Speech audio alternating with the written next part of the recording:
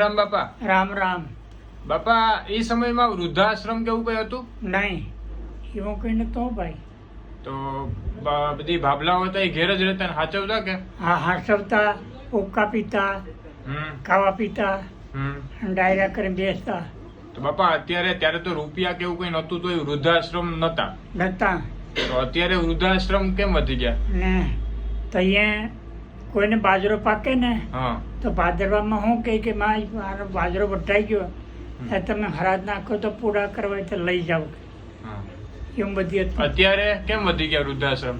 અટાણે વધી ગયો, અટાણે પૈસો વધી ગયો, એ વધી ગયા. તો કે આ ફાંસ નડે સ્પેસમાં. ફાંસ એટલે કીને ભાભલાવ. ડોહીઓને ડોહા થાય પછી તો નડે ને બાપા.